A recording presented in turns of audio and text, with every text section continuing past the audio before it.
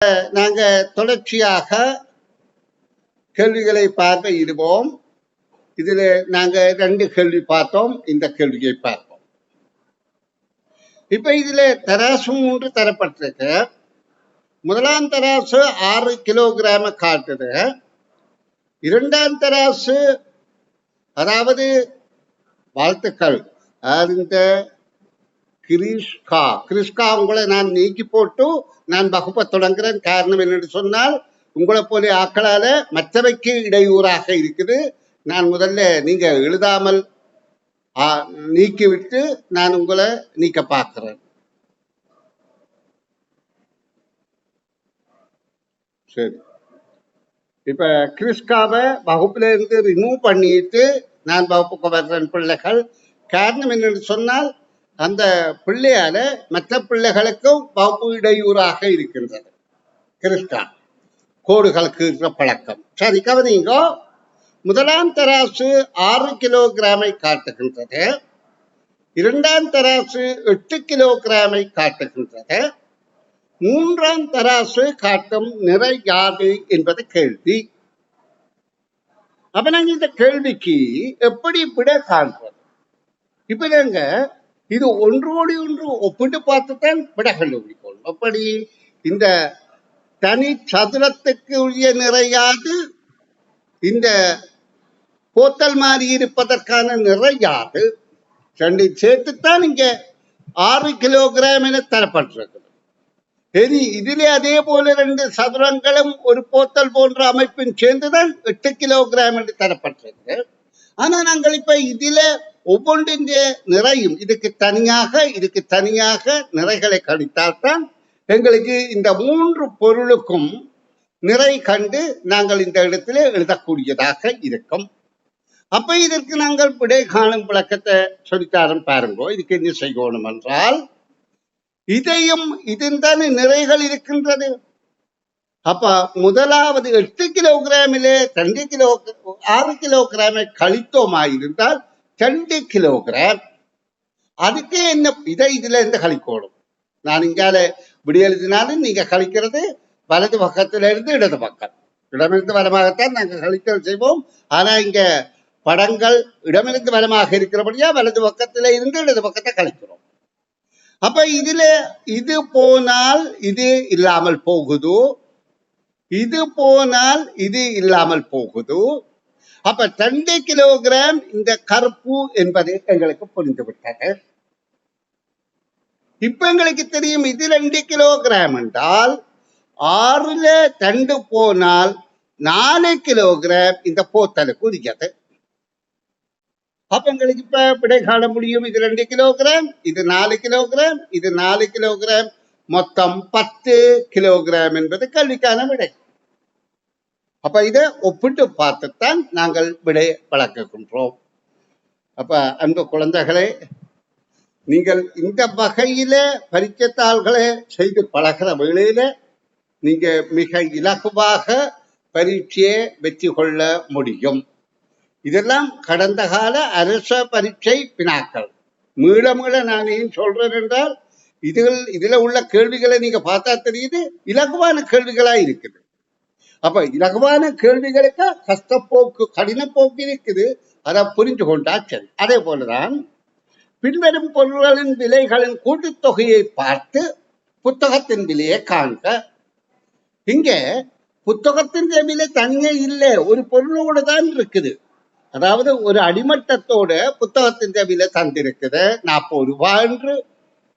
அப்ப எங்களை கேட்கப்படுகின்றது இப்ப புத்தகத்தின் விலை மாத்திருந்தான். அப்ப அடிமட்டத்தின் விலை தெரிந்தால் இந்த 40ல இருந்து அந்த அடிமட்டத்தின் விலையை கழித்தால் புத்தகத்தின் விலையை காண முடியும். ஆனா இப்ப எங்களுக்கு அடிமட்டத்தின் விலையை கண்டுபிடிக்க வேணும். அப்ப அடிமட்டம் உள்ள முதல் அடைப்புகளை பார்க்கிறோம். நீங்க பாருங்க, முதல் அடைப்பில 3 பொருளும் இருக்கு. இரண்டாவது அடைப்பில இது 2 இருந்து இது ஒரு பொருளுமாக இருக்குது.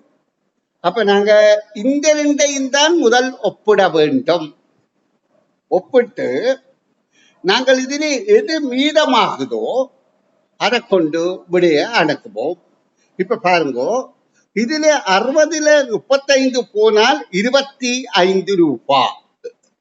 25 ரூபாவுக்கு என்ன பொருள் வருகின்றதுன்னு பார்ப்போம். இதுல இதை கழிக்கிறோம், இங்கிருந்து இங்க கழிக்கிறோம். அப்ப நான் கழிக்கிறதுகளுக்கு அடையாளமிட்டு நீக்கி பார்க்கிறேன். பென்சில் இல்லாமல் போனால் இங்கே ஒரு பென்சில் கழிக்கப்படுகின்றது. ஒரு பேனா கழிக்கப்பட்டால் இங்கு ஒரு பேனா கழிக்கப்படுகின்றது. ஒரு அடிமட்டம் கழிக்கப்பட்டால் இங்கேயும் அடிமட்டம் கழிந்து விட்டது. இப்ப எங்களுக்கு தெரியுது, இங்க இருக்கிறது ஒரு பென்சிலும் ஒரு பேனாவும். அப்ப ஒரு பென்சிலும் ஒரு பேனாவும் தான் 25 ரூபாய். இந்த பேனாவும் தான் 25 ரூபாய்ன்னு எங்களுக்கு தெரிஞ்சிச்சு. இனி நாங்க என்ன செய்கிறோம், இந்த 35க்குரிய பொருள்ல இருந்து இந்த 25க்குரிய பொருளை கழிக்க போறோம். அப்ப நான் அதுக்கு வேற கலர்ல நீக்கி காட்டுறேன். சரி, கருப்புல நீக்கி காட்டுறேன். இப்ப இதுல இருந்து இந்த பொருள் அப்படியே இருக்குன்னு நினைத்துக் கொள்ளுங்க, 3 பொருட்களும். அப்ப 35ல இருந்து 25 போனா 10 ரூபாய் வரும். அந்த 10 ரூபாவுக்கு என்ன பொருள் வரும் என நாங்க கண்டுபிடிக்கணும். 10 ரூபாய். அப்ப 35ல இருந்து 25 போகுது என்றால் இங்க பாருங்க, இதுல பென்சில், இது பென்சில் இல்லாமல் போகின்றது. அடுத்தது இதுல பேனா, பேனா இல்லாமல் போகின்றது. அப்ப அடிமட்டம் ஒன்றுதான் மிஞ்சுகின்றது. அடிமட்டத்தின் விலை 10 ரூபாய். அடிமட்டத்தின் விலை 10 ரூபாய். இப்ப எங்களுக்கு இந்த 10 ரூபாவை இதுல கழிப்போமா இருந்தால் 40ல 10 போனால் புத்தகத்தின் விலை 30 என்பது இலகுவாக அடையக்கூடியதா இருக்கிறது. இதெல்லாம் கடந்த அரசபத்திரில வந்த கேள்விகள். அப்ப இது ஒப்பிட்டு பார்த்துதான் விட காண்போம். அப்ப இந்த ஒப்பிடுகின்ற தன்மையை கொண்டு நாங்க எதிர்காலத்திலே வகையில கேள்வி வந்தாலும் விடையளிக்கக்கூடிய ஒரு ஆற்றலை பெறக்கூடியதாக இருக்கும். நன்று. இனி அடுத்த வினாவை பார்வையிடுவோம். இப்படியாக கடந்த கால வினாக்கள் பலதை தெரிவு செய்து நான் சித்திரப்படமாக எடுத்து வைத்திருக்கிறேன். அதுல உள்ள வினாக்களுக்கு விடை விளக்கம் தந்து கொண்டிருக்கிறேன். இப்ப பாருங்க, இது பழைய பேப்பர்கள். அதுல செய்து பார்த்து அப்படியே குறிப்போடு தான் இருக்குது. பரவாயில்லை, அதுவும் எங்களுக்கு பயனுள்ளதாக இருக்கும். நிமல், விமல், அமல் எனும் மூவர் உடற்பயிற்சிக்காக நடந்து செல்லும் 3 பாதைகள் தரப்பட்டுள்ளன.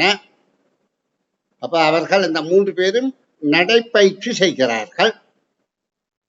இவர்கள் மூவரும் பயணத்தை ஆரம்பிக்கும் இடங்கள் ABC என்ற எழுத்துக்களாலும் முடிவிடங்கள் X5 சற்று என்ற எழுத்துக்களாலும் குறிப்பிடப்படுகின்றன.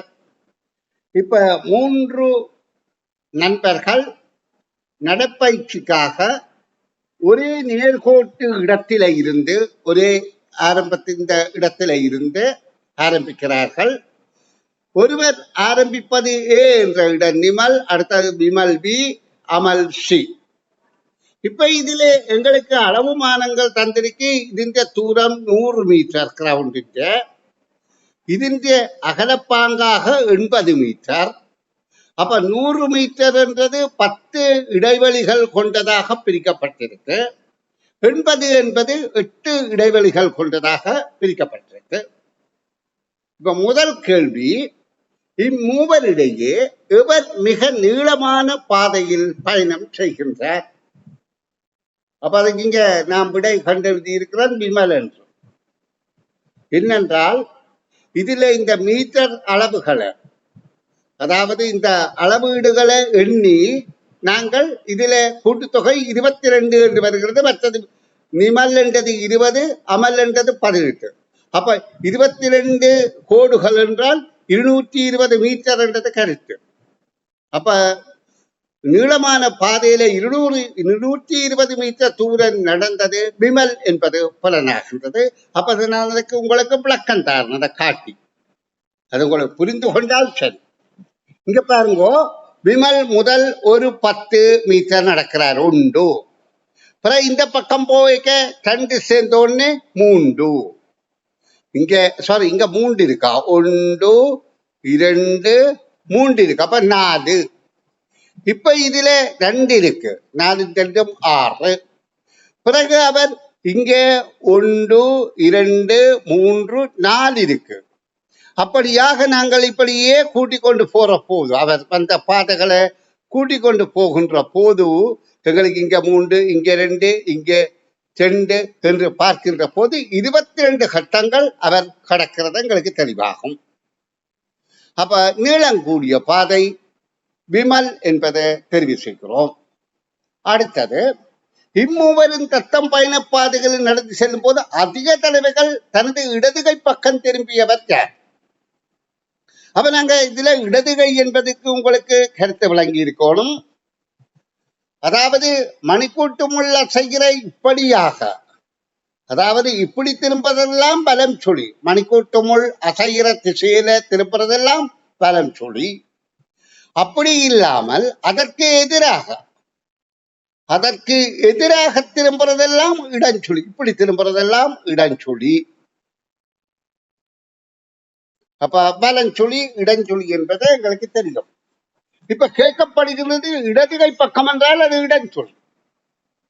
இம்மூவரும் தத்தம் பயணங்களை நடந்து செல்லும் போது அதிக தடவை இடதுகை பக்கம் திரும்பியவர் யார் என்று கேட்டால், இந்த மாதிரி அடையாளங்கள் யாருக்கு கூட இருக்கு என்று பார்ப்போம்.